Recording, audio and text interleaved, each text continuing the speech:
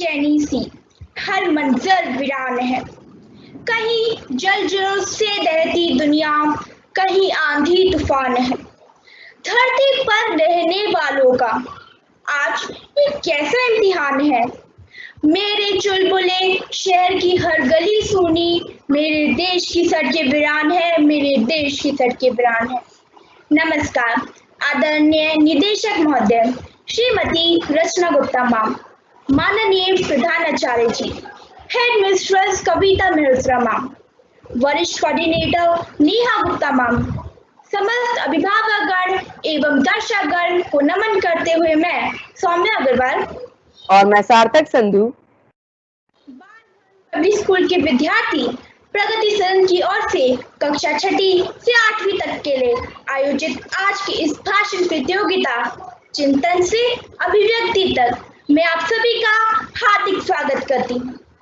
ये हम सबका परम सौभाग्य है कि विद्यालय के आपदा प्रबंधन क्लब अर्थात डिजास्टर मैनेजमेंट क्लब के सानिध्य में आज प्रगति सदन द्वारा आयोजित इस भाषण प्रतियोगिता में अपनी गरिमामय उपस्थिति द्वारा इस कार्यक्रम की शोभा बढ़ाने के लिए हम सबके बीच उपस्थित है विशिष्ट अतिथि श्रीमती रचना गुप्ता मैम। श्रद्धा ज्ञान देती है, नम्रता मान देती है, योग्यता स्थान देती है। आपकी उपस्थिति इस कार्यक्रम की शोभा बढ़ाती है। जी हाँ मित्रों, ये हमारा सौभाग्य है कि आज हमारे बीच यहाँ उपस्थित है बाल भवन पब्लिक स्कूल स्वास्थ्य विहार की प्रधानाचार्य श्रीमती रचना गुप्ता मैम। हमारे विद्यालय के कर्मठ व्यक्तित्व के धनी व अनेक गुणों से विभूषित हमारे विद्यालय के प्रधानाचार्य जी श्री विवेक गुप्ता सर, आपने अपना बहुमूल्य समय निकालकर हम विद्यार्थियों को कृतार्थ किया। इसके लिए हम मेरे दिल से आपका आभार व्यक्त करते हैं और समस्त बाल भवन परिवार की ओर से इस कार्यक्रम में हम आपका हार्दिक अभिनंदन करते हैं और ईश्वर से प्रार्थना करते हैं कि आपका मार्गदर्शन और आशीर्वाद हमें यूं ही मिलता रहे। मेरे हुनर की पहचान दुनिया से कराने को मुझे बस एक मंच चाहिए अपना हुनर दिखाने को, मुझे बस एक मंच चाहिए अपना हुनर दिखाने को। सचमुच सौम्या, हम कितने भाग्यशाली हैं जो हमें हमारे विद्यालय द्वारा इतने अवसर प्रदान किए जाते हैं कि हम अपनी प्रतिभा को सबके समक्ष लाकर अपना आत्मविश्वास बढ़ा सके।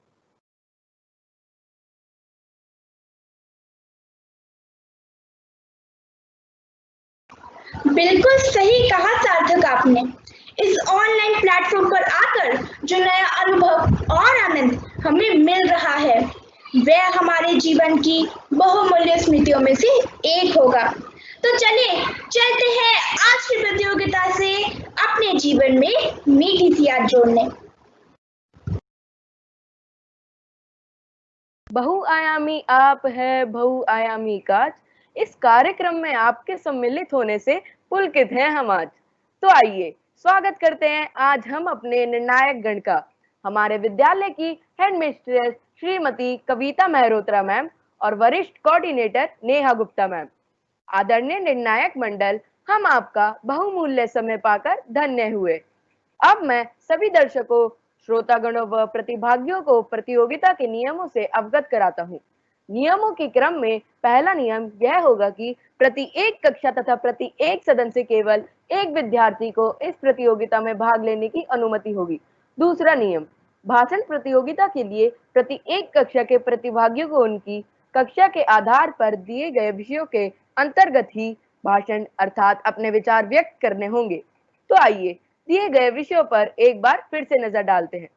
छठी कक्षा का विषय कोविड-19 अभियान बचाव ही सुरक्षा। 7वीं कक्षा का विषय है आपदा के समय एकजुट राष्ट्र। 8वीं कक्षा का विषय आपदाएं प्राकृतिक अथवा मानव निर्मित। भाषण प्रस्तुति के लिए 2 से 3 मिनट का समय निर्धारित किया गया है। समय सीमा, शब्दोच्चारण और विषय वस्तु पर विशेष ध्यान दिया जाएगा।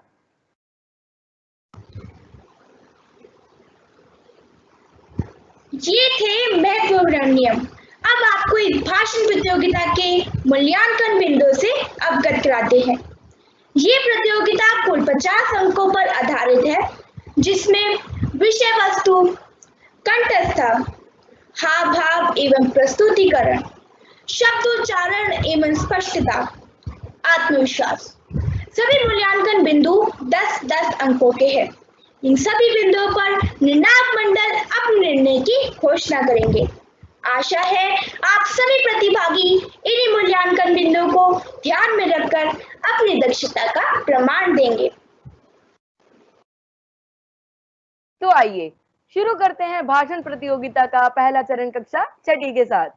छठी कक्षा के प्रथम प्रतिभागी वंश खुल्लर जो जागृति सदन की ओर से अपने विचार प्रस्तुत करेंगे। तो चलिए सुनते हैं उनके विचार।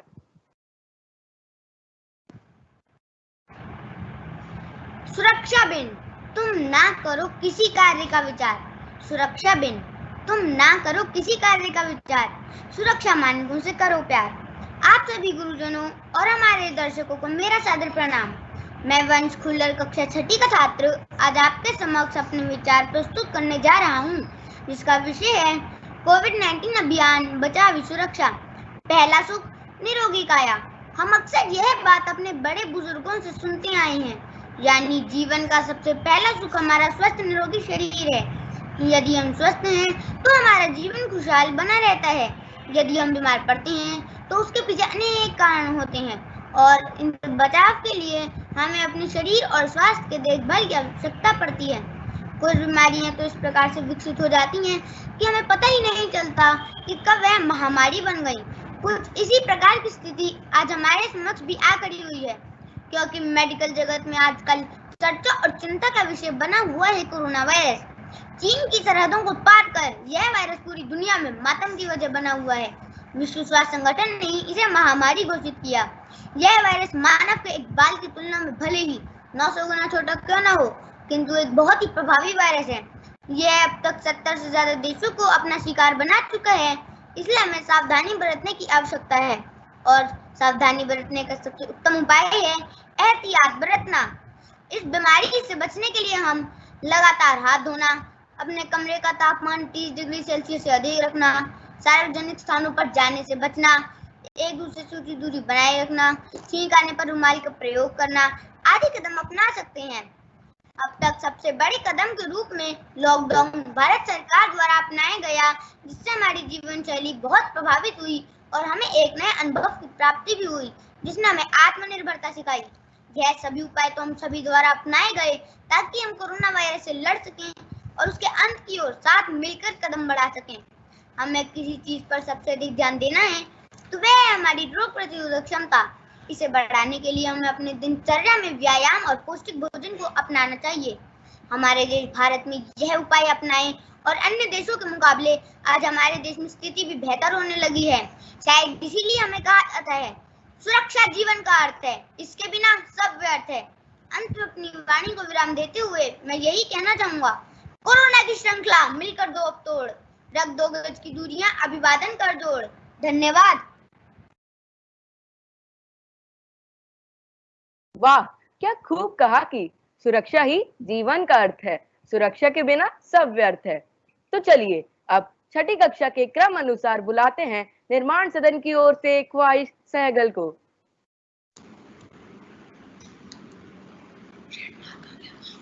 तूफान के हालात हैं, ना किसी सफर में रहो। पंछियों से गुजारिश है, अपनी ही सजन में रहो। ईद के चांद हो, अपनी ही घर वालों के लिए उनकी खुशकिस्मती है, उनकी ही नजरों में रहो। माना बंजारों की तरह घूमे हो डगर डगर, वक्त का तकाजा है, अपने ही शहरों में रहो। तुमने खूब छानी है हर गली चौबारे को, थोड़ी दिन की ही तो बात है, अपने ही घरों में रहो। नमस्कार श्री चेयरमैन सर, श्री प्रधानाचार्य जी, हेडमिस्टर।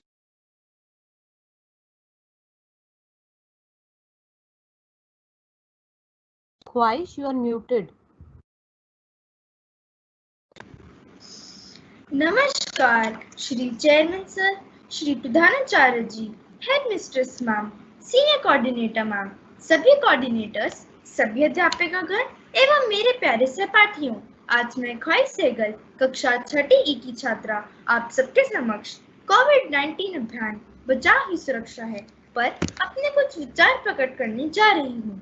सारी दुनिया एक ऐसे दुश्मन, एक ऐसे महादानव कोरोना वायरस से लड़ रही है जो न केवल हमारी जिंदगियों को रोज निकल रहा है बल्कि सारी मानवता को नष्ट करने की क्षमता भी रखता है। इस दिशा में हमारा देश बहुत ही अच्छे काम कर रहा है। WHO ने भी हमारे देश की प्रशंसा की है।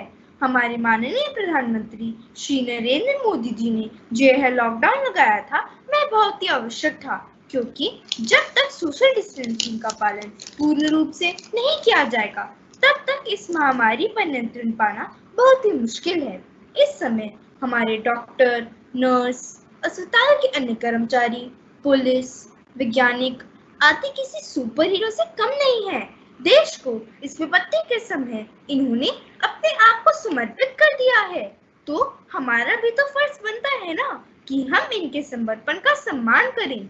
इन सभी के प्रति हमारी कृतज्ञता व्यक्त करने का सबसे अच्छा तरीका ही होगा कि हम अनावश्यक रूप से बाहर जाने से बचें और अगर जाना भी पड़े तो पूरी सावधानियों के साथ निकलें।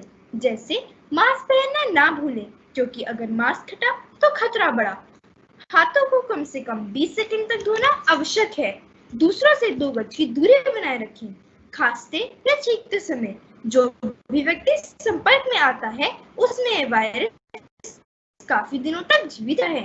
यदि आप ऐसे किसी संदिग्ध व्यक्ति के संपर्क में आते हैं तो अस्पताल में जाकर अपनी जांच अवश्य कराएं। घबराया तो यहाँ हर एक परिंदा है, लेकिन जो घर में रह सका वही जिंदा है। हमारे पास इस संकट से निपटने की ताकत तो है, पर क्या हमारे पास इस ताकत को सही तरीके से इस्तेमाल करने की समझ है? यदि एक कोरोना नामक महामारी फैलती है तो यह एक ना टाली जा सकने वाली त्रासदी ही नहीं बल्कि एक मानवीय असफलता होगी। सब कुछ इस पर निर्भर करता है कि हम क्या चुनते हैं, और मुझे पूरा विश्वास है कि हम वैश्विक एकजुटता ही चुनेंगे। अभी तक विज्ञान कोरोना वायरस से बचने के लिए ना ही कोई वैक्सीन बना सका है और ना ही कोई निश्चित उपाय सुझा सका है। इस स्थिति में तो चिंता बढ़नी बहुत ही स्वाभाविक है, परंतु मैं समझती हूँ कि इसमें हमारी सतर्कता बहुत जरूरी है। हमें बस अपनी सावधानी में कोई कमी नहीं आने देनी चाहिए। हम सावधान रहेंगे तो हमारा परिवार भी सावधान रहेगा। सुन लो, इतिहास की यह पहली ऐसी लड़ाई होगी जिसमें बंदूक लेकर बॉर्डर पे नहीं जाना है। बस इतना सा करना है, हर किसी को घरों में रहना है, मिलकर मानवता को विजयी बनाना है, मिलकर इस महादानव कोरोना को हराना है, क्योंकि बचाव ही सुरक्षा है, बचाव ही सुरक्षा है, बचाव ही सुरक्षा है। धन्यवाद। धन्यवाद ख्वाहिश, आपकी बातों ने तो मुझे सोचने पर ही मजबूर कर दिया। सचमुच मैं आपके विचारों से बहुत ही प्रभावित हुआ हूँ। अब मैं 6ठी कक्षा से अगले क्रम के अनुसार आपके समक्ष प्रगति सदन की ओर से ऋषभ को आमंत्रित करना चाहूंगा।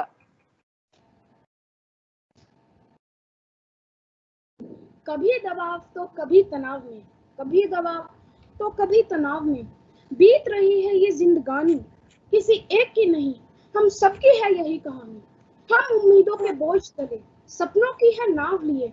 आज हम घर से निकलते हैं हाथ में सैनिटाइजर, मुंह पे नकाब लिए। नमस्कार आदरणीय निर्णायक मंडल एवं पूजनीय शिक्षक वृंद, मैं ऋषभ प्रगति सदन का प्रतिभागी दिए गए विषय पर अपने विचार प्रस्तुत करना चाहूंगा। यह तो हम सभी जानते हैं कि आज हमारी जिंदगी की नाव की पतवार 4 इंच के छोटे से मास्क एवं हैंड सैनिटाइजर पर निर्भर हो गई है। कारण से भी कोई अनजान नहीं, चीन के वुहान शहर से आए चींटी से भी नन्हे विषाणु ने आज केवल भारत पर ही नहीं अपितु समस्त विश्व पर अपना प्रभुत्व स्थापित कर लिया है। अब चीन की इस महामारी का सामना हम बच्चों को भी करना पड़ रहा है। वाह मेरे पड़ोसी मित्र चीन, आज तो आपने सिद्ध ही कर दिया। खुद तो मरेंगे लोग, तुमको भी ले डूबेंगे। आपके द्वारा विश्व पटल पर फैलाई गई इस महामारी के लिए आज पूरा विश्व आपको धिक्कार रहा है, परंतु मेरा देश भारत ऐसा नहीं। हम भारतवासी हर चुनौती, हर संकट का सामना करना जानते हैं। इसलिए हमारे देश के मंत्रियों द्वारा बहुत ही सूझबूझ से कोविड-19 अभियान चलाया गया, जिससे लोगों को इस बात के प्रति जागरूक किया गया कि संकट काल में केवल बचाव ही सुरक्षा है। मित्रों, अब तक हम यह तो समझ ही चुके हैं कि कोरोना बहुत ही स्वाभिमानी विषाणु है। जब तक हम स्वयं इसे लेने बाहर नहीं जाएंगे, ये हमारे घर नहीं आएगा। इसलिए इसे अपने घर आने का मौका ही ना दे। एक जिम्मेदार नागरिक होने के नाते हम सबका यह कर्तव्य बनता है कि सरकार के द्वारा लागू किए गए हर नियम का पालन करें। आवश्यक कार्य होने पर ही घर से बाहर निकले। बिना मास्क व हैंड सैनिटाइजर के घर से बाहर कदम तक ना रखे। निर्णायक मंडल आज शहरों का सन्नाटा बता रहा है। इन हवाओं में जहर है, इन हवाओं में जहर है, जिन हवाओं में कल मेरा शहर था। तो क्या क्या अपने शहर की चहल पहल वापस लौटा लाना हमारा कर्तव्य नहीं? यदि आज सोशल डिस्टेंसिंग का पालन करते हुए हम इस बीमारी को फैलने से रोक सकते हैं, तो क्या सामाजिक दूरी बनाना हमारा कर्तव्य नहीं? मैं अब सबसे पूछना चाहूंगा, अपनी स्वच्छता, अपने खान पान का ध्यान रखकर अपनी रोग प्रतिरोधक क्षमता बढ़ाना, बार बार साबुन से हाथ धोकर इस विषाणु को अपने से दूर रखना, क्या कोई कठिन कार्य है? मैं क्षमा चाहूंगा निर्णायक मंडल, यह छोटा मुंह बड़ी बात अवश्य है, परंतु कुछ लोग इस बीमारी की गंभीरता समझने की अपेक्षा इस पर चुटकुले व मीम्स बनाकर कर रहे हैं, जो सचमुच बहुत निंदनीय है। यदि हमारे देश के स्वास्थ्य कर्मी, सुरक्षा कर्मी, सफाई कर्मी, यहाँ तक कि हमारी सरकार स्वयं इस संकट काल से हमें उबारने के लिए अपने प्राणों को दांव पर लगाए बैठी है, तो क्या हमें अपना बचाव स्वयं नहीं करना चाहिए?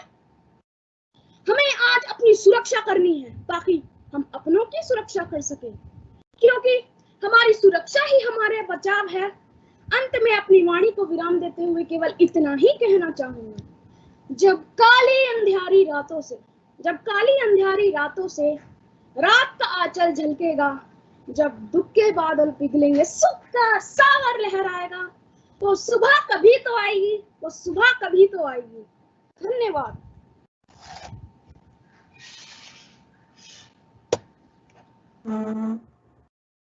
बिल्कुल सही कहा आपने। यदि हमें कोविड-19 से बचना है तो शरीर को स्वस्थ रखना हमारा कर्तव्य है। बहुत बहुत धन्यवाद ऋषभ। अब हमारे छठी कक्षा के अंतिम प्रतिभागी अपने विचार प्रस्तुत करने आ रहे हैं प्रेरणा सदन की ओर से रितिका तिवारी। बदलनी है जिंदगी की किस्मत, तो बनाए रखनी होगी हमें हमारी सेहत। स्वस्थ रहने का मकसद हमें बनाना चाहिए, अपना जीवन हमें स्वयं ही बचाना चाहिए। नमस्कार आदरणीय प्रधानाचार्य जी, अध्यापक गण, निर्णायक गण एवं मेरे प्रिय मित्र, मैं रितिका तिवारी कक्षा छठी F की छात्रा तथा प्रेरणा सदन की सदस्य आप सभी के समक्ष अपने विचार प्रस्तुत करने जा रही हूँ, जिसका विषय है कोविड-19 अभियान बचाव ही सुरक्षा। वर्तमान समय में कोरोना नामक विषाणु से हम सभी परिचित हैं। इस वायरस को पहले कभी नहीं देखा गया है तथा इसका फैलाव दिसंबर 2019 में चीन के वुहान शहर से शुरू हुआ। विश्व स्वास्थ्य संगठन के अनुसार बुखार, खांसी, सांस लेने में तकलीफ इसके लक्षणों में अंकित किए जाते हैं। यह रोग हाल ही में महामारी का रूप धारण कर चुका है। इस बीमारी के तेजी से फैलने के कारण ही इसे महामारी घोषित किया गया। यह बीमारी नहीं होने के कारण इससे बचाव के संसाधन व उपाय भी हमारे पास काफी कम मात्रा में ही उपलब्ध है। सभी देशों ने इस महामारी से बचने हेतु तो अनेक योजनाएं बनाई, जिनके चलते हमारे देश भारत में अब तक का सबसे बड़ा कदम उठाया गया, जो कि संपूर्ण देश में तालाबंदी यानी लॉकडाउन था।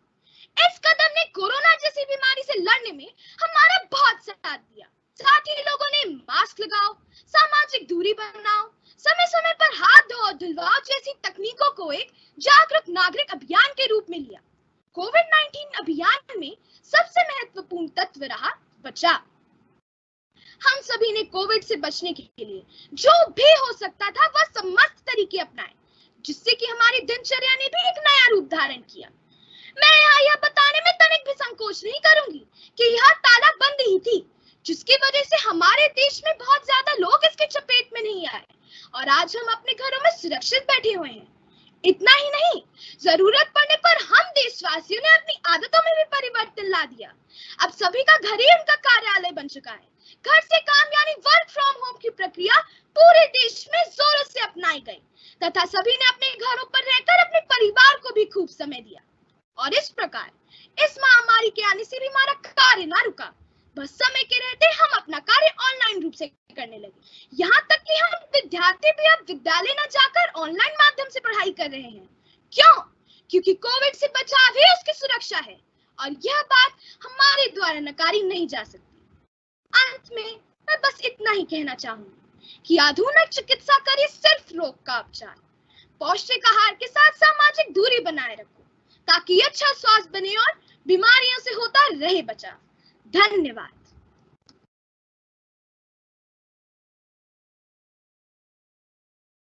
धन्यवाद रितिका। अपने विचारों से आपने हमें कोविड से हमारे जीवन में आए ठहराव से हमारा परिचय करवाया और साथ ही उससे बचाव के तरीकों से अवगत भी कराया। आप सभी के विचार बहुमूल्य हैं। आप सभी प्रतिभागियों को प्रतियोगिता के परिणाम को जानने हेतु अंतिम चरण तक हमारे साथ जुड़े रहना होगा और प्रतीक्षा करनी होगी। चलिए कार्यक्रम के दूसरे चरण की ओर बढ़ते हैं। दूसरे चरण का कार्यभार मैं सौम्या को सौंपना चाहूंगा।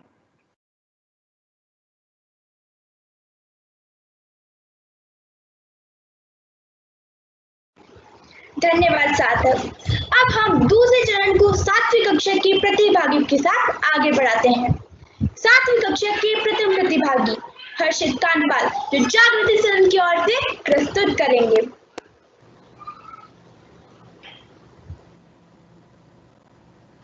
पृथ्वी हमारी लहलाती है सदा, पृथ्वी हमारी लहलाती है सदा, चमकती है यहाँ की प्रजा।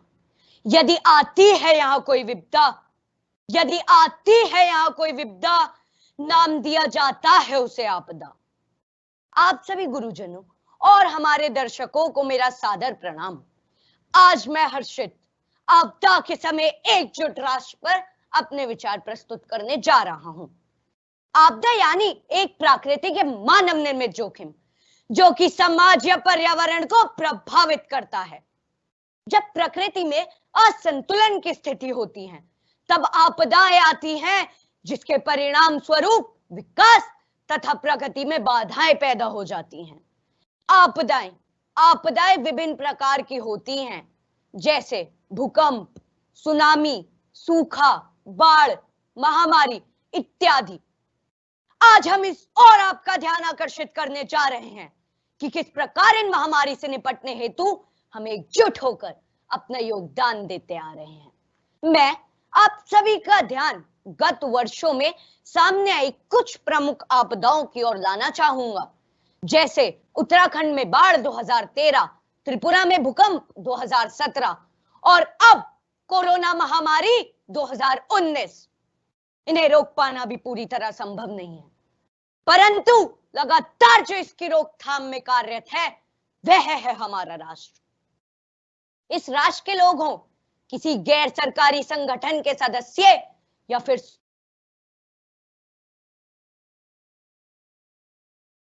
You are muted. Harshit.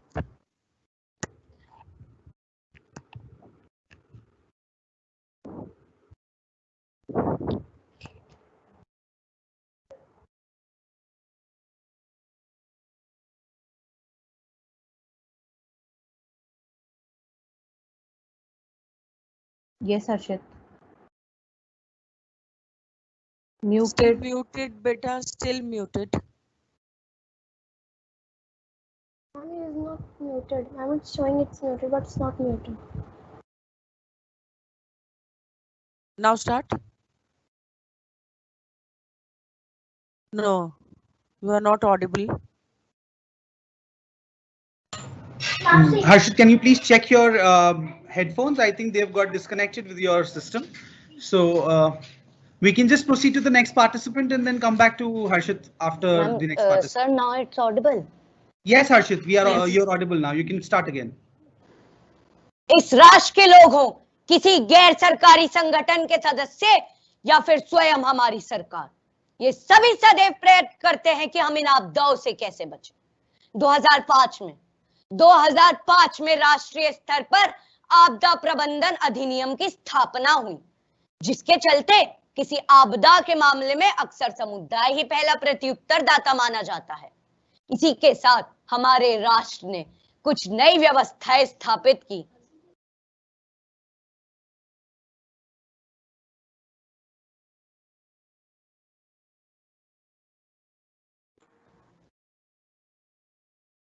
आवाज आ रही है सर? यस मेरे बेटा आ रही है आवाज, अब आ रही है आवाज बेटा। इसी के साथ हमारे But your राष्ट्र ने camera कुछ is नई off. व्यवस्थाएं स्थापित की, जैसे गुजरात में आए भूकंप के बाद सरकार ने आपदा प्रबंधन प्रणाली को पुनर्जीवित करने के लिए कुछ नई व्यवस्थाएं स्थापित की, जैसे कृषि मंत्रालय के पास सूखा कीट आक्रमण और ओलावृष्टि जैसी आपदाओं के प्रबंधन का उत्तरदायित्व दिया गया।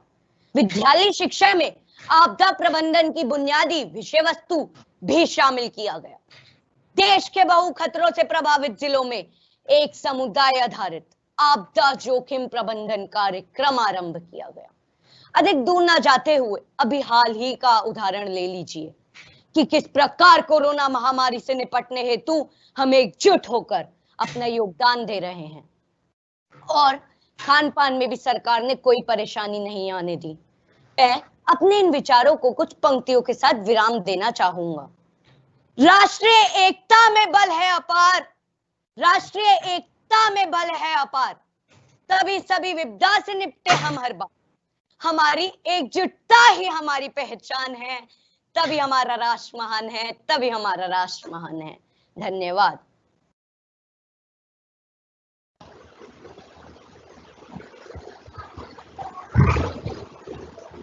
वाह, आज तो आपने हम सबको निज अहंकार से ऊपर उठकर वसुधैव कुटुंबकम की भावना को दिल से मानने के लिए क्या खूब प्रेरित किया। आपका बहुत बहुत आभार। अब 7वीं कक्षा के क्रम के अनुसार आपके समक्ष प्रस्तुति के लिए अब आ रहे हैं निर्माण सदन की ओर से कोहाना सिनसिनवाल।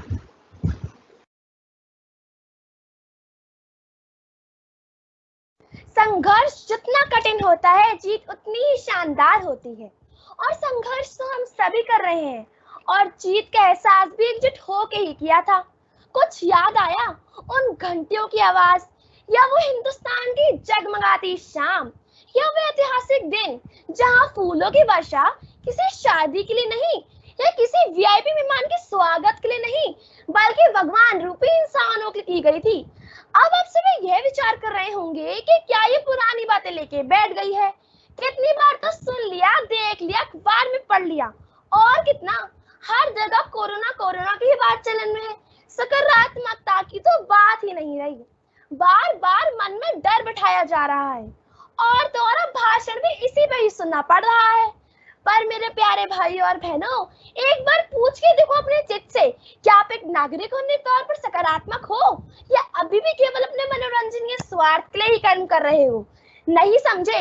चलिए आपको बताती हूँ आपदा क्या होती है। आपदा तब आती है जब एक इंसान अकेला पड़ जाता है। आपदा तब आती है जब एक इंसान इंसान के खिलाफ हो जाता है और उसकी सहायता करने से भी कतराता है। आपदा तब आती है जब आज की पीढ़ी प्यासे को प्यासा, भूखे को भूखा और मरते को मरते तड़पता देख छोड़ जाती है, और बाद में मोमबत्ती और दिए के लो लिए खड़ी हो जाती है। पर इसका क्या फायदा? आप सभी को क्या लगता है, एक एक दिए जलाने से या एक एक मोमबत्ती जलाने से क्या आप सब में एकता आ जाएगी? माना आई थी, हर हिंदुस्तानी के मन में वो एकता आई थी, पर फिर वो एकता कौन से दिए के उजाले में गुम हो गई? आप सभी ने कई बार अपने फोन में एक आवाज सुनी होगी कि बीमारी से लड़ो, बीमार से नहीं। पर हम सभी क्या करते हैं? इसका बिल्कुल विपरीत। हमें बस पता चल जाए कि इस घर में कोरोना मरीज है, तो हम क्या कहेंगे? ओहो अच्छा, चलो यहाँ चलो, वरना हमें भी हो जाएगा। आपको पता है 7 वाले घर में हो गया है, आप भी दूर है ना? हाँ, क्या यही हमारी एकजुटता है? क्रिकेट का मैच देखने पूरी दुनिया एकजुट हो जाती है, परिवार के साथ हाथ में हाथ डालकर हजारों रुपए खर्च करने निकल जाती है, पर अपने परिवार पर आपदा आने के समय अस्पताल में ये कह के छोड़ दिया जाता है कि समय नहीं आने का भी उत्तम उदाहरण परिवार ही देता है। माना पास जाना जरूर मना है, पर उनकी कदर न करना ये कहाँ का नियम है? मेरे प्यारे भाइयों और बहनों, खुशकिस्मत है हम सभी के अपने परिवार के संग है, उनके साथ हंस रहे हैं, उनके साथ लड़ रहे हैं, उनके साथ जी रहे हैं, और उनका क्या जिनका परिवार ही नहीं है, या यूं कहूं कि बिना किसी साधन के पैदल अपने परिवार से जुड़ निकल पड़े हैं। मैं ये नहीं कहती कि दानी बन जाओ, पर इंसानियत तो रखो। ऐसी आपदा में अपनी जरूरतमंद चीजों को अपनी जिंदगी नहीं, एक आम जरूरत ही रहने दो और दूसरों के लिए भी बनने दो। तभी तो हमारा राष्ट्र एकजुट राष्ट्र कहलाएगा। तभी तो उन घंटियों की आवाज भक्ति से कमने लगेगी। तभी तो उन बर्तनों खड़कने की आवाज मंजीरों के बजने से कमने लगेगी। तभी तो उन दियों की रोशनी सोने से चमकते हिंदुस्तान से कमने लगेगी, सोने से चमकते हिंदुस्तान से कमने लगेगी। धन्यवाद।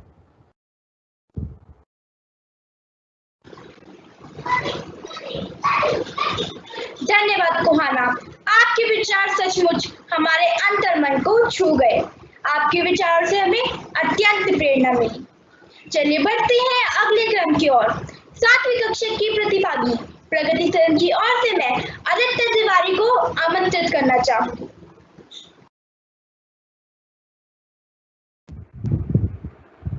बाधाएं आती हैं आए, घिरे प्रलय की घोर घटाएं, पांवों के नीचे अंगारे, सिर पर बरसी रही ज्वालाएं, निज हाथों में हंसते हंसते आग लगाकर जलना होगा, कदम मिलाकर चलना होगा, कदम मिलाकर चलना होगा।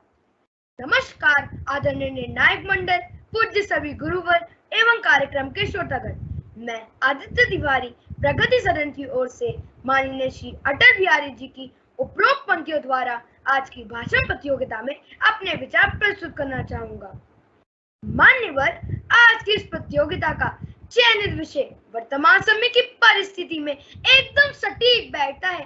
आज की परिस्थितियों में एकता का उदाहरण हमारे देश ने विश्व के समक्ष अपनी कुशल रणनीतियों से प्रस्तुत किया। विश्व का सुपर पावर कहा जाने वाला देश अमेरिका भी आज हमें विश्व गुरु मानता है। कैसे, यह बताना तो छोटा मुंह और बड़ी बात होगी।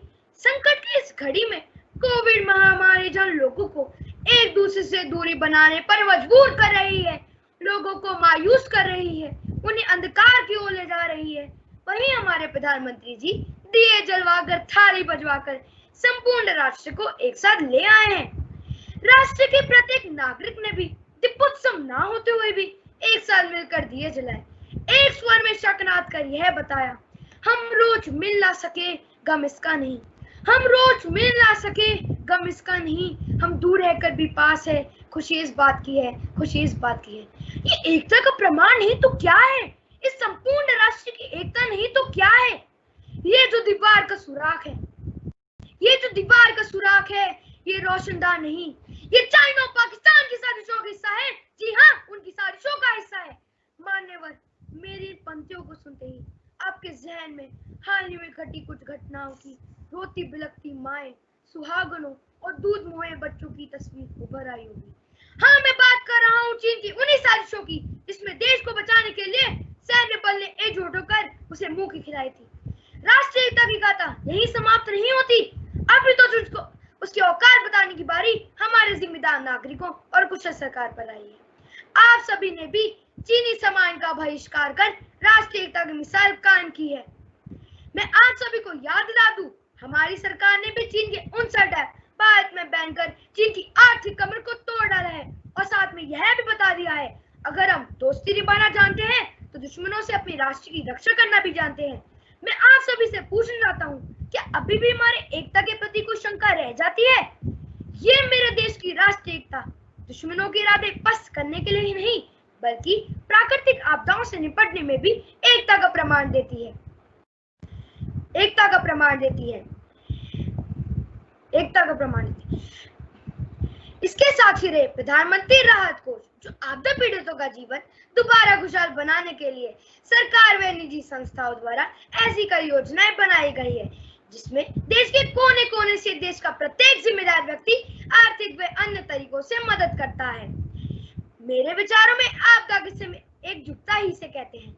अंत में मैं अपनी वाणी को विराम देते हुए केवल इतना ही कहना चाहूंगा, मुसीबत है बहुत भारी मगर तुम हार मत मानो, कि है बलवान एकाकी यही इसकी कमी जानो। बहुत बल है एकता में सदा सुनते यही आए, करे चरिता जिसको हम लड़े मिलकर विजय पाए, लड़े मिलकर विजय पाए। धन्यवाद।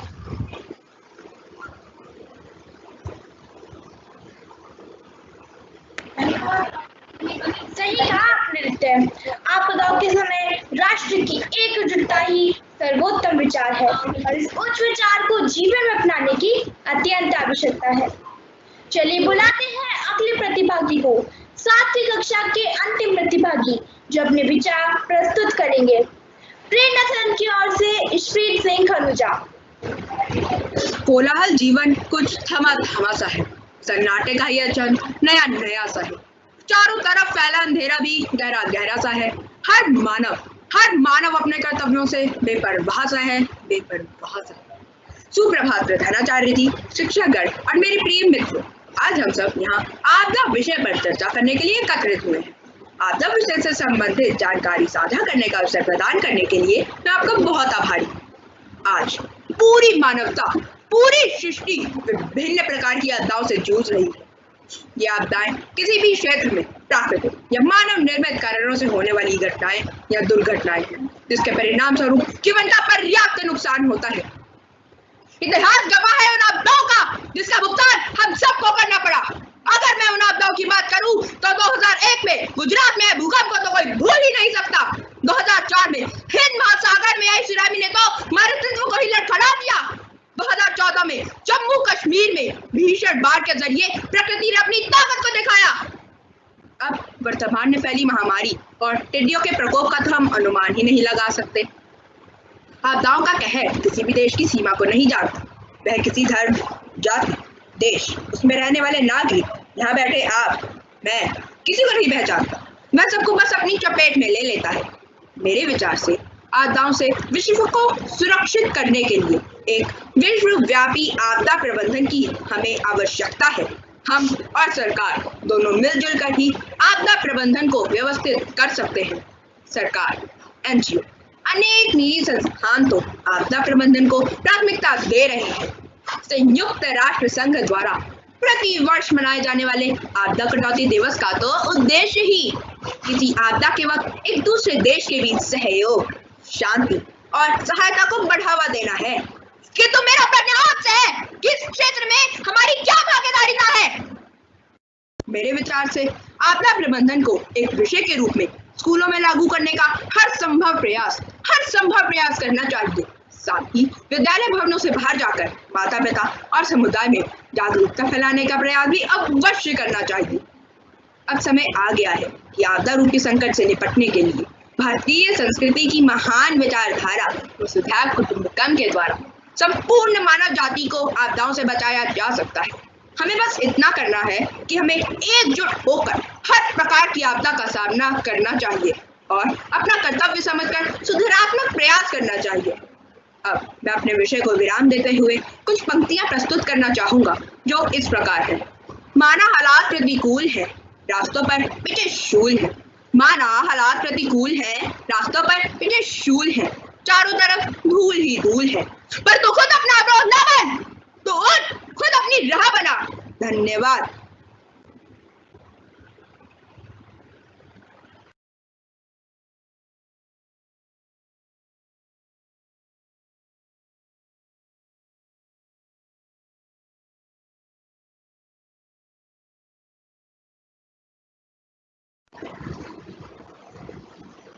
कुछ तकनीकी खराबी के कारण ईशप्रीत हमारे साथ नहीं जुड़ पा रहे हैं।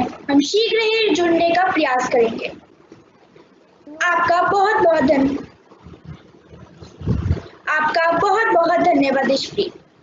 आप सभी ने अपने विचारों से हमें अपने कर्तव्य से अवगत कराया। आप सभी को बहुत बहुत धन्यवाद। मुझे पता है आपको अब परिणाम जानने की उत्सुकता होगी, परंतु थोड़ा आपको इंतजार करना होगा। परिणाम जानने के लिए अंतिम चरण के समापन तक हमारे साथ जुड़े रहिए।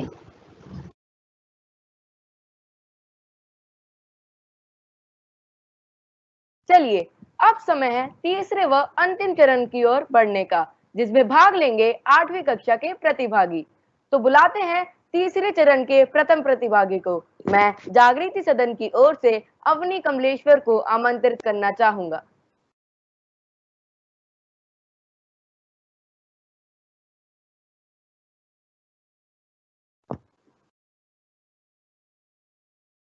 कुछ तकनीकी खराबी के कारण अवनी हमसे नहीं जुड़ पा रही हैं। हम शीघ्र ही उनसे जुड़ने का प्रयास करेंगे। आइए अब बुलाते हैं इसी चरण के अगले प्रतिभागी अंशिका मिश्रा को, जो निर्माण सदन की ओर से अपने विचार प्रस्तुत करेंगी।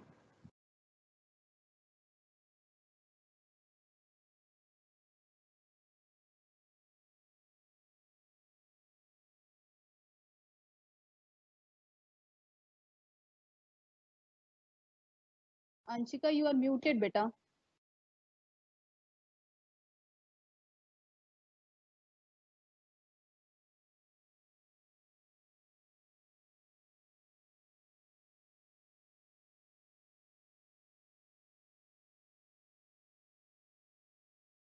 Ma'am, am I audible now?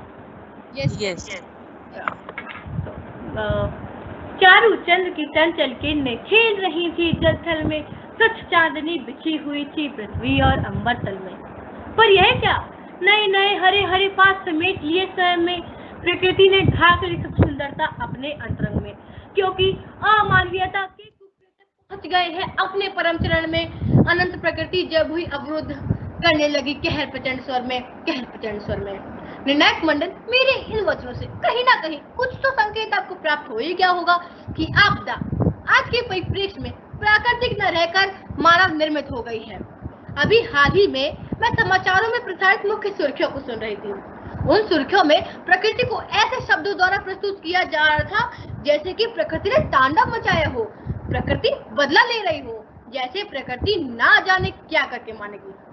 सच निर्णायक मंडल, प्रकृति ने तांडव मचाया है, प्रकृति सर्वनाश करना चाहती है, या हम मानव ही नहीं समझ पा रहे कि हम क्या करके मानेंगे। मित्रों, क्या कभी कोई माँ अपनी संतान को कष्ट दे सकती है?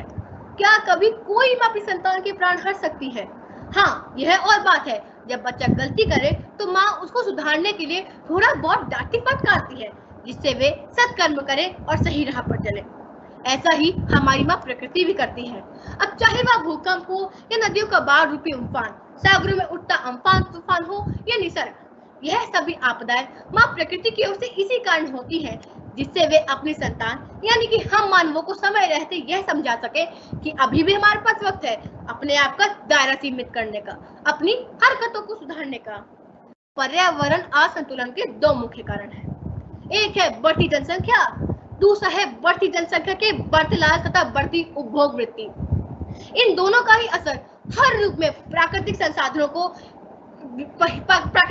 पर ही पड़ता है, और इसी कारण प्रकृति की वहनीय क्षमता भी लगातार कम होती जा रही है। निर्णायक मंडल, आज प्रस्तुत होने वाले भाषणों में मेरे मित्रों ने पर्यावरण संरक्षण, आपदा प्रबंध, पर्यावरण असंतुलन आदि से संबंधित अनेक जानकारियां तथा उपाय आप सभी के सम्मुख रखे हैं और आगे भी रखते रहेंगे। अब मैं उन्हें दोबारा दोहराकर ना तो आपका समय व्यर्थ करना चाहूंगी और ना ही अपना। कहते हैं हाथ कंगन को आरसी क्या और पढ़े लिखे को फारसी क्या। निर्णायक मंडल, यहाँ मैं आपके सम्मुख कुछ तथ्य प्रस्तुत करूंगी, जिसमें आप स्वतः ही समझ जाएंगे कि मानव निर्मित आपदाओं के संदर्भ। मेरे तथ्य में पहला तथ्य है शो ऑफ, अर्थात दिखावटीपन। यह एक ऐसा शब्द है जिसने अपने प्रभाव में निम्न वर्ग से लेकर के उच्चतम वर्ग के सभी लोगों को अपने अधीन इस प्रकार कर लिया है कि घर से छोटे छोटे वस्तु से लेकर बड़ी से बड़ी सामान की प्राप्ति के लिए हम केवल माँ प्रकृति को ही कष्ट पहुंचा रहे हैं, और इसी कारण माँ प्रकृति की वह क्षमता भी लगातार कम होती जा रही है। मेरा दूसरा तथ्य है खनन कार्य। समाचारों में खनन माफिया के बारे में बहुत सी खबरें आती हैं कि अवैध रूप से किया जाने वाला यह खनन कार्य माँ पृथ्वी की गोद को छलनी करता हुआ खोखला कर रहा है। लालची मानव यह नहीं समझ पा रहा कि वर्तमान में किया जाने वाला उसका यह कार्य माँ प्रकृति को इतना कष्ट पहुंचा रहा है कि उसका भविष्य सुधरने के स्थान पर बर्बादी की ओर मुड़ रहा है। और इसी क्रम में मेरे तथ्यों की श्रेणी में नदियों का प्रदूषण, कारखानों से निकलने वाला विषैला धुआं, द्रवित प्रदूषण, बढ़ती हुई जनसंख्या के लिए लगातार हो रहे भवनों और इमारतों का निर्माण तथा भोग विलासिता के साधन, इन सभी का निर्माण कर हम केवल माँ प्रकृति को ही कष्ट पहुंचा रहे हैं। इसीलिए आपदाएं प्राकृतिक नहीं अपितु मानव निर्मित है, और मैं इस तथ्य को हर बार इसी मुखर स्वर में सभी के सम्मुख प्रस्तुत करती रहूंगी। निर्णायक मंडल, मैंने कहीं पढ़ा था, अति का भला न बोलना, अति का भला न चुप, अति का भला न बरसना, अति की भली न धूप। अर्थात जीवन में अधिक से अत्यधिक स्तर पर किया जाने वाला कोई भी कार्य सिर्फ और सिर्फ विनाश का ही कारण बनता है। पृथ्वी पर बढ़ता दबाव, बेमौसम की बारिश, बेमौसम के तूफान, ज्वालामुखी का फटना, यह तो कुछ ऐसे उदाहरण हैं जिसके चलते हमें यह समझ जाना चाहिए कि माँ प्रकृति हमें क्या इशारा दे रही है। मित्रों, यदि इस अनीति को समय रहते नहीं रोका गया तो हालात बद से बदतर होने में तनिक सी भी देर नहीं लगेगी। और इसका सबसे जीता जागता उदाहरण कोरोना काल इस शताब्दी का जो सबसे बड़ा संकट है। यह भी तो जीवन चक्र के साथ मानव के हस्तक्षेप का ही परिणाम है। इसीलिए तो मैंने कहा था, हाथ कंगन को आरसी किया और पढ़े लिखे को फारसी किया। मित्रों, इसीलिए यह आवश्यक है कि हमें प्राकृतिक संसाधनों को इसी प्रकार संजो कर रखना होगा जैसे कि वे हमें प्राप्त हुए हैं। यह तो वह विरासत है जिसे युगों युगों तक कायम रखना हमारा कर्तव्य और इस कर्तव्य को निभाना हमारा जन्मसिद्ध अधिकार। अंत में अपनी वाणी को विराम देते हुए मैं आपसे चंद पंक्तियां साझा करती हूँ। रो रो माँ प्रकृति करती यही पुकार, रो रो माँ प्रकृति करती यही पुकार, अपने कर्म सुधारो ना हो पर्यावरण विकार। पर्यावरण सुधारिए, सवरेगा संसार, धरा आकाश, खग विहग, नदियां समुद्र, सभी मानेंगे आभार, सभी मानेंगे आभार। धन्यवाद।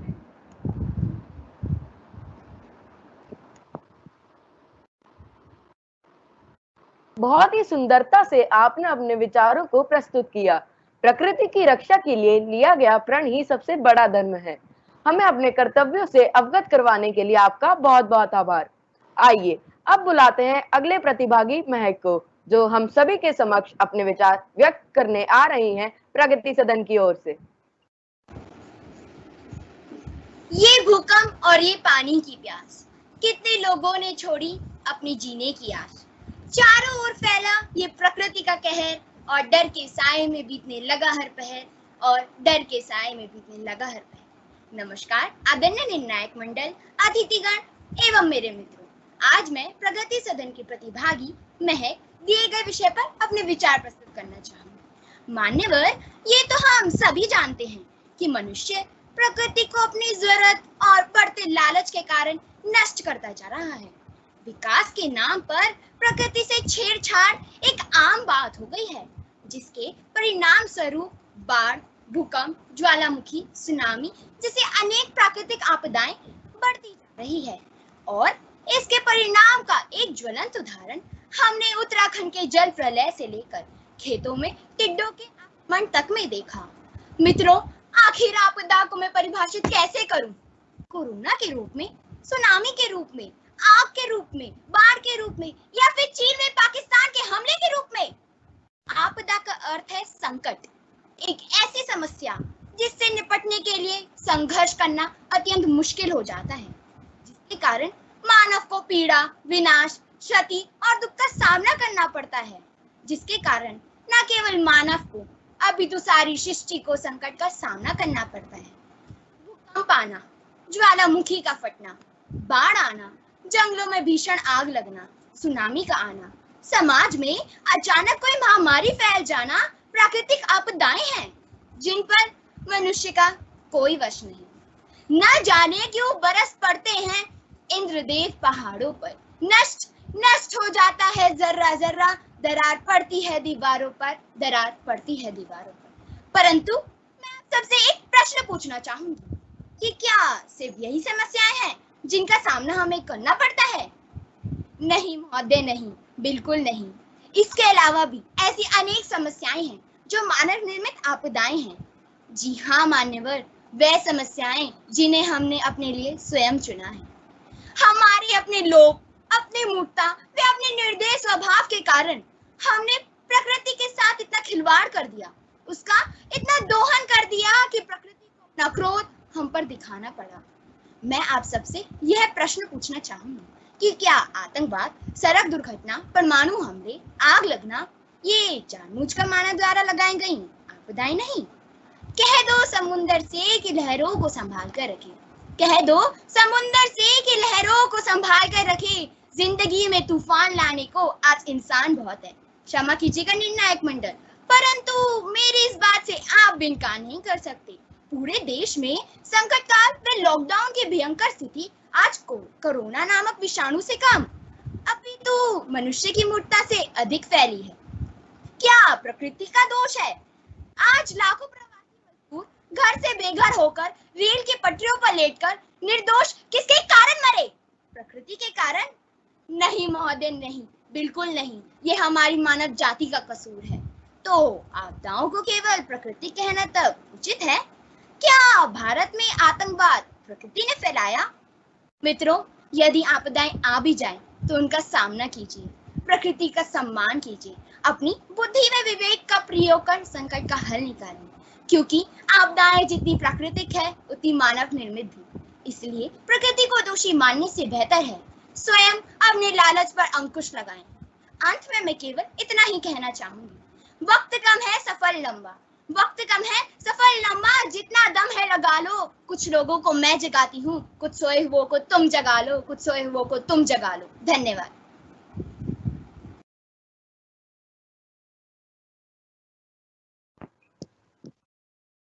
आपका बहुत बहुत धन्यवाद मैक।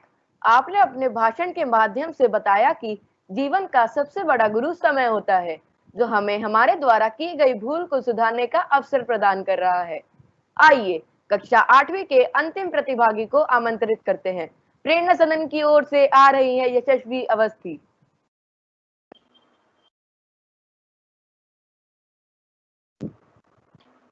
कहीं बूंद बूंद को तरसते लोग, तो कहीं जल का उमड़ा सैलाब है। प्यासी है धरती कहीं, तो कहीं बादलों की टकरार है। कहते हैं प्रकृति कभी अपनी दी हुई वस्तुओं पर अहंकार नहीं करती, लेकिन उनके गलत उपयोग करने पर सबक भी जरूर सिखाती है। फिर चाहे वो 2013 में केदारनाथ की त्रासदी हो या 2018 में केरल में आई बाढ़। नमस्कार, आज मैं यशस्वी अवस्थी प्रेरणा सदन की ओर से विषय आपदाएं प्राकृतिक अथवा मानव निर्मित पर अपने विचार प्रस्तुत करने की अनुमति चाहूंगी। आज की ताजा खबर, मूसलाधार वर्षा के कारण बिहार बाढ़ में डूबा, जिसमें 500 लोग मारे गए, हजारों परिवार बेघर न जाने कितने बचे अनाथ हुए। भारत के उत्तर पूर्वी इलाकों में भयंकर भूकंप के झटके महसूस किए गए, जिसमें 200 से अधिक इमारतें ढह गई, हजार लोग मारे गए, अब तक 300 लोग लापता। सुबह सुबह ऐसी खबरें समाचार पत्रों में पढ़ना तो जैसे आजकल आम बात हो गई। ये बड़ा दुर्भाग्यपूर्ण है कि हमें हर ओर से प्रकृति के रौद्र रूप को झेलना पड़ रहा है। बर्बादी की आपदा ने एक ऐसा विश्व युद्ध छेड़ रखा है कि मानव जाति उसके सामने नतमस्तक है। पर यहाँ सवाल ये उठता है कि क्या ये आपदाएं प्राकृतिक हैं? क्योंकि आपदाएं तो मानव पहले भी झेलता आया है, परंतु आपदाओं की बढ़ती आवृत्तियों ने इन प्राकृतिक आपदाओं को मानव निर्मित आपदाओं का रूप दे दिया है। फिर चाहे वो उत्तराखंड में आकस्मिक बाढ़ हो, हिंद महासागर में सुनामी, नेपाल में भयंकर भूकंप या फिर उड़ीसा में महाचक्रवात, ये कोई प्राकृतिक आपदा की पहचान नहीं, मानव द्वारा प्रकृति के बिगाड़े गए संतुलन के परिणाम है। दिन पर दिन बढ़ता पेड़ों का कटाव, भूमि खनन, जल व वायुमंडल प्रदूषित होने से प्रकृति की सहनीय क्षमता लगातार कम हो रही है। मानव ने भले ही तकनीकी विकास में काफी प्रगति कर ली है, पर फिर भी वे प्रकृति के वर्चस्व पर अपना अधिकार नहीं जमा पाया है। मौसम भविष्यवाणी की तकनीकी में विकास के बावजूद भी कई बार प्राकृतिक आपदाओं को रोकने में मानव असफल रहा है। ये बाढ़, सुनामी, अकाल, चक्रवात, भूकंप के रूप में मानव द्वारा प्रकृति में लाए गए असंतुलन के ही परिणाम है, जिसने विश्व के सामने ग्लोबल वार्मिंग जैसी बड़ी समस्या को लाकर खड़ा कर दिया है।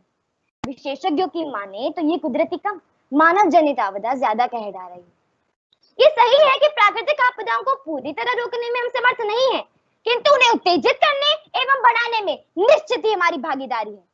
इसके लिए जरूरी है कि बाढ़ एवं भूकंप प्रभावित क्षेत्रों का विकास कार्य शुरू करने से पूर्व विस्तृत अध्ययन किया जाना चाहिए, क्योंकि नियोजित विकास एवं सुव्यवस्थित योजना ही इन प्राकृतिक आपदाओं से सुरक्षा का एक ठोस विकल्प है।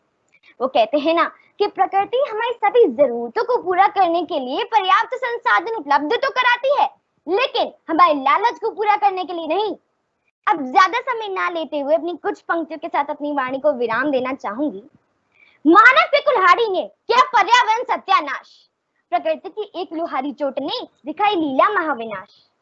पैरों पर हम अपने ही मार रहे कुल्हाड़ी, इतने नादान तो ना थे, क्यों बन रहे अनाड़ी। जब जागो तभी सवेरा, फिसला नहीं समय, जागो अभी भी है बेरा, जागो अभी भी है बेरा। धन्यवाद।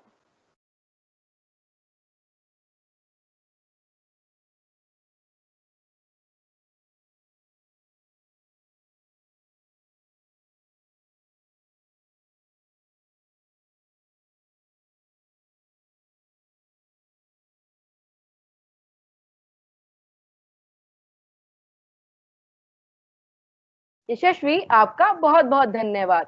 आपने तो आज हमें बहुत बड़ा ज्ञान दे दिया कि प्रकृति की रक्षा ही हम सबकी सुरक्षा है।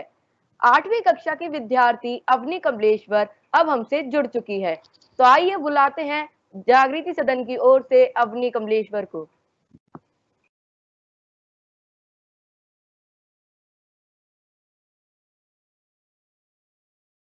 होनी अनहोनी का कोई वक्त नहीं, हमारा जीवन है बेकार यदि इनसे लड़ने के लिए हम सशक्त नहीं।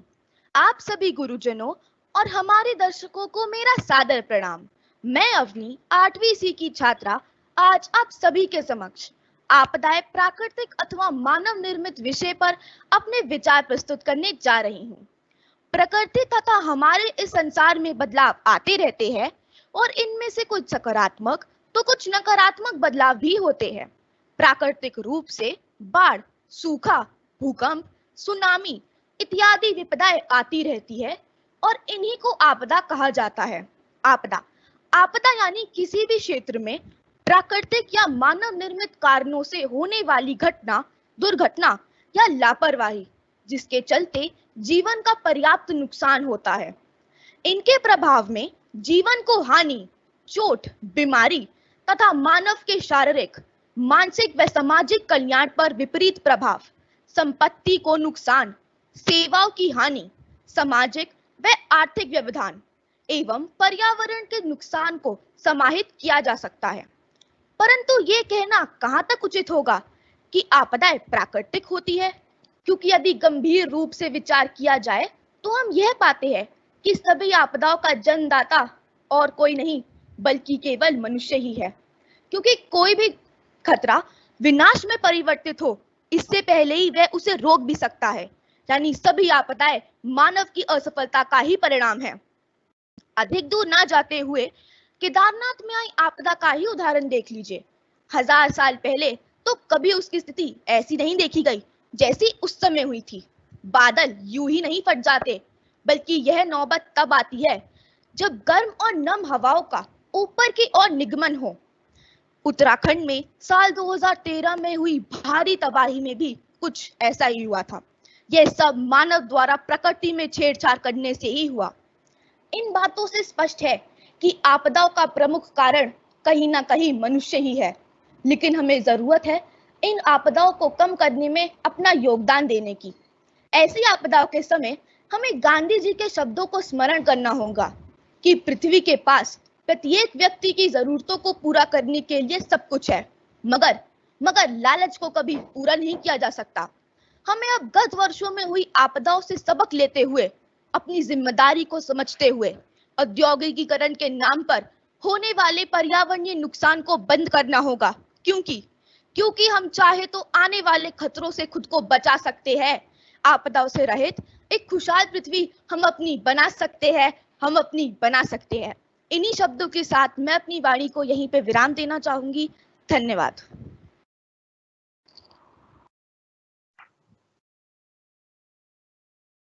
धन्यवाद अवनी, अत्यंत सुंदर और ज्ञानवर्धक विचार थे आपके विचारों ने मेरा मार्गदर्शन किया। सौम्या, इन सभी प्रतिभागियों के विचारों और प्रस्तुतिकरण की जितनी प्रशंसा की जाए उतनी कम है।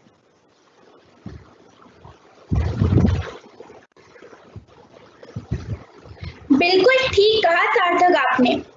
छूना चाहे मंजिल तो मंजिल तलाश कर, छूना चाहे मंजिल तो मंजिल तलाश कर, मंजिल जुगर मिल जाए तो दरिया तलाश कर, दरिया भी तुम्हें सिर झुकाकर सलाम करेगा। तुम दरिया पर ही ना सिमट समंदर तलाश कर। और इन्हीं शब्दों के साथ मैं निवेदन करूंगी कि हमारे विद्यालय की हेड मिस्ट्रेस श्रीमती कविता मल्होत्रा मैम से कि आज की इस प्रतियोगिता पर अपने विचार प्रस्तुत करें और हम बच्चों को अपने प्रेरणादायी शब्दों द्वारा हमारा मार्ग प्रशस्त करें। Yes, good afternoon all of you, students, my teachers, my dear parents. Good afternoon, ma'am. Very beautifully presented. बहुत ही सुंदर सबका प्रेजेंटेशन था। ये छोटे छोटे बच्चों का 6 to 8 क्लास के बच्चों का बहुत ही अच्छा सा था। सबसे पहले मैं आपकी टीचर्स को कहूंगी जिन्होंने आपको ये मौका दिया इस टॉपिक पे अपने विचार प्रस्तुत करने का। चिंतन से अभिव्यक्ति तक, बचाव ही सुरक्षा। भाषण प्रतियोगिता हमारे स्कूल में हम लोग हमेशा करते हैं और बहुत सारे इवेंट्स में ये सब बच्चे पार्टिसिपेट करते हैं, जोनल्स में जाते हैं, स्कूल इवेंट्स होते हैं। लेकिन वो जो भी टॉपिक्स होते हैं हमेशा आप टॉपिक तैयार करते थे, बोलते थे। लेकिन आज मुझे ऐसा लगा है कि इन छोटे छोटे बच्चों ने जो टॉपिक ये प्रेजेंट किया है, चिंतन से अभिव्यक्ति तक, बचाव ही सुरक्षा, ये वो सब चीजें आप फेस कर रहे हो, ये सब चीजें आप देख रहे हो। आज का प्रेजेंटेशन आपका जो आपने फेस कर रहे हो और जो आप एक्सपीरियंस कर रहे हो उस चीज का प्रेजेंटेशन था, जो आप लोगों के सबके हाव भाव से बहुत अच्छे से दिख रहा था। हमेशा प्रदूषण, प्राकृतिक आपदाएं और क्या क्या चीजें राष्ट्र में चल रही होती हैं, क्या क्या चीजें ये आप बुक्स और ये चीजें में भूकंप से रिलेटेड, बाढ़ से रिलेटेड करते थे। लेकिन आज के टाइम पे मेरे ख्याल से जो इस समय चल रहा है ये सारी चीजें आप देख रहे हो, जो कि ठीक नहीं है, जो आप लोगों को ही जगना है और आप लोगों को ही करना है। जिसमें कहा था प्राकृतिक आपदाएं मानव निर्मित या नेचुरल जो है, तो इसमें आपको ही अपने नेचर को बचाना है और इन सब चीजों में बचाव ही सुरक्षा, आपने ही अपने आप को बचाना है। और इन सब चीजों जो चीजों का आज के टाइम पे कहा जा रहा है पालन करने के लिए, उससे अपने आप को सेफ रखना है, जिससे कि ये चीजें, जिससे आगे आप लोग, आगे ये टाइम निकल जाएगा, ये सारा टाइम निकल जाएगा, ये आगे फिर वही हम स्कूल आएंगे और सारी चीजें ऐसे ही चलेंगी। लेकिन ये जो आपका एक्सपीरियंस होगा जिंदगी के लिए, आपको इस आपकी नई जनरेशन को आपको आगे संभालने के लिए बहुत बढ़िया है। तो इस टॉपिक को जो सिलेक्शन किया गया है, बहुत अच्छा सिलेक्शन किया और आप सबके विचारों का प्रेजेंटेशन बहुत सुंदर था, बहुत ही बढ़िया था। ऐसा लग रहा था जैसे आप उस चीज को समझ के और उस चीज को अब अपने प्रेजेंटेशन दे रहे हो। बहुत अच्छा, good. Yes, now Saumya, yes, और साथ Kavita ma'am, you got muted. Kavita ma'am, you got muted. Sorry. Yes, दोनों कंपेयरर्स का, Sarthak and Saumya, very good presentation. बहुत अच्छे से कोऑर्डिनेशन किया आप लोगों ने, टेक्निकल इश्यूज भी आए लेकिन आप लोगों ने बहुत अच्छे से सबको कनेक्ट किया। Good, keep it up, keep it up. Yes, thank you.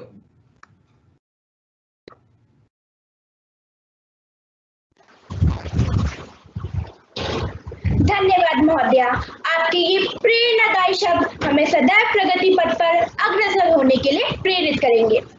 अब मैं हमारे विद्यालय की वरिष्ठ कोऑर्डिनेटर नेहा गुप्ता मैम से अनुरोध करूंगी कि वे आज की प्रतियोगिता का निर्णय सुनाएं।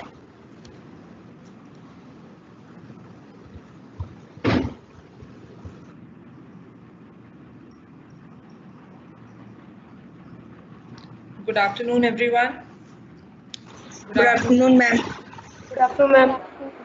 Good afternoon, Principal Sir. Your camera is off. Rachna ma'am, Principal Swasthaviyar, who is the special guest for today's event. Good afternoon, Kavita ma'am, and all my colleagues and all my dear students. आप सबने आज, जैसा कि कविता ma'am ने कहा, it was a wonderful presentation. मैं और कविता ma'am जज कर रहे थे ये event, as you all know. And it was बहुत मुश्किल था हमारे लिए आप सब में से चूज कर पाना कि किसे हम बेस्ट कहें। आप सबके सामने था प्रेजेंटेशन, आप सबने देखा है कि all of you were very good. सभी बच्चे बहुत कॉन्फिडेंट, और हमें बहुत अच्छा लगता है जब एवरी सैटरडे हम लोग यहाँ बैठते हैं और देखते हैं कि बच्चे एक नए प्लेटफॉर्म को आप लोगों ने कितने अच्छे से अडेप्ट किया है और कितने अच्छे से आप लोग जो भी टेक्निकल ग्लिचेस आज भी आए और कितना एफर्टलेसली, किसी को पता भी नहीं चले कि बीच में एक टेक्निकल ग्लिच आया है। आप लोग इतने छोटे छोटे बच्चे इतने अच्छे से उसको कवर अप कर जाते हो कि कहीं पर कुछ रियलाइज भी नहीं होता किसी को कि कुछ भी बीच में हुआ था, कुछ भी अप डाउन हुआ था। तो really commendable all of you, and I know all of you are waiting for the result very anxiously. but for us, for Kavita and me, both of us, हम लोगों के लिए 6th क्लास के 4 winners हैं, 7th के 4 winners हैं और 8th के 4 विनर्स हैं, जिन चारों ने आज पार्टिसिपेट किया है. सो आप सभी विनर्स हैं. इट डज नॉट मैटर कि कौन इनमें से आने वाला है. हम एक बच्चा चूज करेंगे, 6th में से एक, 7th में से एक, 8th में से, पर आप सभी और पार्टिसिपेशन, आपको ये समझना बहुत जरूरी है. आप लोग 6 क्लास 6 to 8 के बच्चे हैं कि आगे चलकर लाइफ में पार्टिसिपेशन, आप 4 बच्चों ने पार्टिसिपेट किया है, जिन 4 बच्चों ने, वही आपकी जीत है. वही आपकी जीत है कि आप पार्टिसिपेट कर पाए, आप सिलेक्ट हो पाए इस प्लेटफॉर्म पे आने के लिए, जो आपको एक्सपोजर मिल पाया है यहाँ आकर, और जो आपके लिए मेमोरीज रहेंगी और जो आपके कॉन्फिडेंस के लिए वर्क करेगा. So that is the best part. So who will be the winner? That should not matter at all, because आप सभी winners हैं हमारे लिए और सभी ने बहुत अच्छा किया है. So now I will come to the result. Excuse me, Neha ma'am. I think there is a problem in your camera. You are not visible. No, she is visible. She is visible. Yes. No, Okay. Chandra. Ma'am is visible. Ma'am is visible. Ma'am is visible. Please carry on, ma'am. Yes. So I will continue. For 6th class, हम लोगों के लिए बहुत मुश्किल था एक बच्चे को चुन पाना, और 2 बच्चों में टाई है 6th क्लास में. दोनों को बिल्कुल एग्जैक्ट सेम मार्क्स मिले हैं.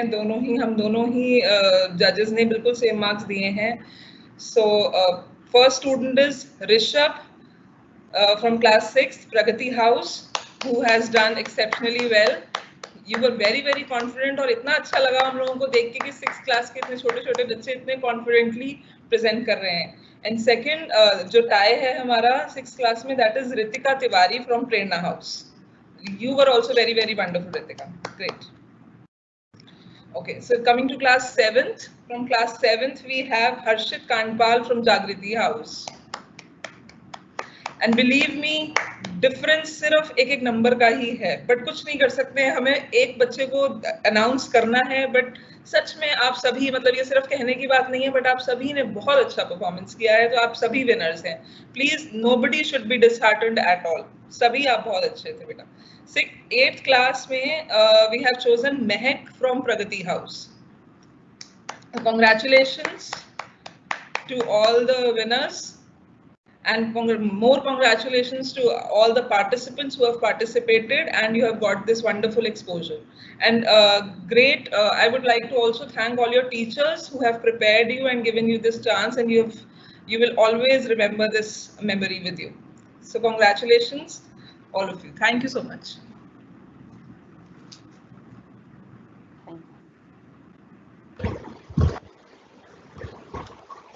धन्यवाद मैम. कुछ चेहरे यूं ही नहीं मुस्कुराया करते, रंग बसंती यूं ही नहीं उड़ाया करते. बड़ी जिम्मेदारी है सारा जहां महकाना, कुछ फूल दुनिया में यूं ही नहीं आया करते, यूं ही नहीं आया करते. अब मैं अनुरोध करूंगी हमारे विद्यालय के सशक्त स्तंभ, हमारे मार्गदर्शक एवं आज के आभासी शिक्षण युग में भी सदा हमें विद्यालय के समीप रखने वाले हमारे आदरणीय प्रधानाचार्य जी से, कि वे अपने बहुमूल्य अनुभवों द्वारा हमारा मार्गदर्शन करें.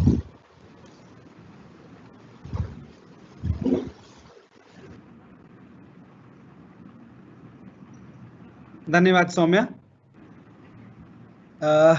नमस्कार सभी को. रचना मैम, कविता मैम, नेहा मैम, जितने भी अध्यापक अध्यापिकाएं हैं, बच्चे और उनके अभिभावक, सभी को मेरी तरफ से नमस्कार. सौम्या, सबसे पहले तो बहुत आपका आभार. इतने सुंदर शब्दों में आपने जो मेरा एक इंट्रोडक्शन दिया है, मुझे ऐसा लगता है कि I am really feeling very happy to listen you. इसी के साथ आज की जो हमारी अतिथि हैं रचना मैम, बाल भवन स्वास्थ्य विहार की प्रिंसिपल प्रधानाचार्य, उनका मैं बहुत धन्यवाद करना चाहूँगा कि आज वो हमारे बीच उपस्थित हैं यहाँ पर, और हम सब लोगों के मार्गदर्शन के लिए और हमारे हौसला अफजाई के लिए वो यहाँ पर हैं. कविता मैम, नेहा मैम, आप लोगों ने जजमेंट किया, और मुझे लगता है कि जजमेंट एक बहाना बन जाता है हम लोगों के लिए यहाँ पे मिलने का हर शनिवार को, और जिस तरीके से ये एक वर्चुअल प्लेटफॉर्म पर कॉम्पिटिशन्स हो रहे हैं, प्रतियोगिताएं हो रही हैं, हम में से कोई ऐसा कह ही नहीं सकता है कि जो है स्कूल बंद है, फिजिकल स्कूल बंद है, लेकिन वर्चुअल स्कूल ऑन है। और हमारे सारे स्टूडेंट्स जो हैं वो बहुत ही अच्छा उनका प्रदर्शन रहा है, बहुत अच्छी प्रस्तुति रही है। और जैसा कविता मैम ने भी बोला कि आज का जो विषय था जिसमें कि बच्चों ने आपदा से रिलेटेड अपने विचार हमारे सम्मुख रखे, क्योंकि ये बच्चे आज इन चीज़ों को फील कर पा रहे हैं, देख पा रहे हैं, महसूस कर पा रहे हैं, इसलिए इनकी प्रस्तुति इतनी बढ़िया थी, इसलिए वो उस चीज़ को अपने दिल से बोल पाए, समझकर बोल पाए। ये एक बहुत आवश्यक विषय है जिसपे सभी शिक्षकविद को, और आज बहुत ज़्यादा इन चीज़ों पर विचार भी हो रहा है। हमारी नेशनल एजुकेशन पॉलिसी भी आई है जिसमें बहुत एम्फसाइज किया गया है कि रियल लाइफ एग्जाम्पल्स के साथ ही बच्चों को रिलेट किया जाए और पढ़ाया जाए। और मुझे लगता है इस तरीके के जो हमारे क्लब्स हैं, जैसे आपदा प्रबंधक क्लब हमारा हुआ, या हमारा एनवायरनमेंट क्लब हुआ, इको क्लब जिसे हम बोलते हैं, या हमारा हेल्थ एंड वेलनेस क्लब है, ये सारा जितने भी क्लब्स हैं ये हमारे एक इंटीग्रल पार्ट बन चुके हैं हमारे वर्किंग का। और अगर ये सारे क्लब हमारे एकेडमिक सब्जेक्ट्स के साथ जुड़ के प्रेजेंटेशन करें और प्रतियोगिताओं को ऑर्गेनाइज करें, तो इसमें बच्चों की जो प्रतिभा है वो और अच्छे से निकल के हमारे सामने आएगी। हम लोगों ने कल जो है स्कूल का 53rd फाउंडेशन डे सेलिब्रेट किया है, और मुझे ऐसा लगता है कि उसमें जो 6 दिन का हमारा वर्चुअल एग्जीबिशन रहा, जो उसमें एक्स्ट्रा ऑर्डिनरी परफॉर्मेंस बच्चों ने दिखाया, और जिस तरीके से जो प्रोजेक्ट्स थे जो रियल लाइफ से रिलेट करके प्रेजेंट किए गए, हमारे सभी विद्यार्थी, सभी छात्र छात्राओं को, उनके अभिभावकों को, मैंने कल भी ये चीज़ बोली थी और आज दोबारा वो चीज़ बोलना चाहूँगा कि आप लोगों के सहयोग के बिना इस तरीके की प्रतियोगिताएं करना, इस तरीके का एक स्टेप लेना और कंपटीशन को ऑर्गेनाइज करना आसान नहीं है। तो जितने भी हमारे अभिभावक इस समय सुन रहे हैं, जितने भी बच्चे इस समय हम लोगों को सुन रहे हैं और इस प्रतियोगिता को देखा है, आप सभी से मैं एक गुजारिश करना चाहूँगा कि आप वर्चुअल क्लासेस में पढ़ तो रहे हैं, पढ़ा रही हैं आपकी टीचर्स, आपको कंटेंट बताया जा रहा है, आप यूनिट टेस्ट भी दे रहे हैं, आपके छोटे छोटे प्रोजेक्ट्स भी आप लोगों को मिल रहे हैं, बट इसके साथ अगर इन चीज़ों को आप रियल लाइफ के साथ कनेक्ट कर पाएंगे तो आप जो क्लास में सीखेंगे वो आप एक एक्स्ट्रा स्टेप आगे जाएंगे और इसका प्रयोग आप अपने भविष्य में भी कर पाएंगे। और जब तक इस एजुकेशन का उपयोग हम अपने भविष्य में नहीं कर पाएंगे तो इस एजुकेशन का कोई पर्पस नहीं है। हम लोगों ने, जैसा नेहा मैम ने भी अभी बोला कि आज इतने सारे टेक्निकल ग्लिचेस आए, बीच में 2-4 बच्चे जो है म्यूट हो गए, उनकी आवाज़ नहीं आ रही थी, कभी नेहा मैम का कैमरा नहीं चल रहा है, कभी मेरा कैमरा नहीं चल रहा है। तो ये एक हमारा पार्ट ऑफ टेक्निकल प्रोग्राम है, पार्ट ऑफ वर्चुअल प्रोग्राम है। इन चीज़ों के साथ जैसे जो है हमारे दोनों सार्थक ने और सौम्या ने जिस तरीके से इस चीज़ को मैनेज किया, तो मुझे लगता है ये एक एक्स्ट्रा ऑर्डिनरी एफर्ट इन दोनों बच्चों की तरफ से है। बाकी बच्चे तो 10 दिनों से तैयारी कर रहे होंगे, उनको पता है कि हमें प्रतियोगिता में पार्टिसिपेट करना है, उनका एक अपना जिसे कहते हैं कहीं ना कहीं रेस थी कि नहीं मुझे जीतना है प्रतियोगिता को। लेकिन सौम्या ने और सार्थक ने जो है बिना किसी चीज को सोचे यहाँ पे पूरे प्रोग्राम को होस्ट किया है। मुझे लगता है दोनों बच्चों की जितनी तारीफ की जाए वो कम है, और इतना फ्लॉलेसली, मतलब मुझे ऐसा लग रहा था कि जब मैं इन दोनों बच्चों को सुन रहा था मुझे ऐसा लग रहा था कि ये बैठे बैठे जैसे हमसे बात कर रहे हैं। इट वॉज नॉट समथिंग कि कुछ किसी ने प्रिपेयर कराया, it was coming so naturally to them. So वो एक जो चीज कॉन्फिडेंस आप लोग यहाँ पर इस प्लेटफॉर्म पर लेते हैं, मुझे लगता है ये कॉन्फिडेंस आप लोगों को आगे बहुत आगे लेके जाने वाला है। और सभी अध्यापिकाओं से मेरा निवेदन ये है कि बच्चों को इस तरीके का अपॉर्चुनिटी देते रहिए, इनको इस प्लेटफॉर्म पे लाते रहिए, और आप देखिए हमारे बच्चे हम लोगों के लिए, इस देश के लिए, अपने पेरेंट्स को कितना प्राउड फील कराने वाले हैं।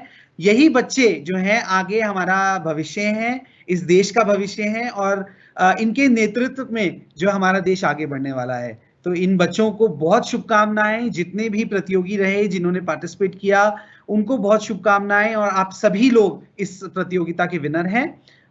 इसी के साथ मैं सभी अभिभावकों को भी और अध्यापिकाओं को भी बहुत धन्यवाद करता हूं कि आप हमारे सभी कार्यक्रम में हमारा एक जैसे स्तंभ बनकर हमारे साथ खड़े हुए हैं, और बहुत बहुत धन्यवाद आप सभी का।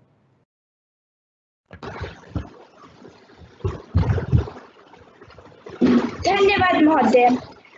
आपके इन शब्दों ने हम सब में एक नया जोशी भर दिया। आपके इस स्नेही व्यवहार के लिए धन्यवाद और सभी विजेताओं को शुभकामनाएं। प्रतियोगिता समाप्ति के साथ ही प्रगति सदन आप सबका आभार व्यक्त करता है। धन्यवाद।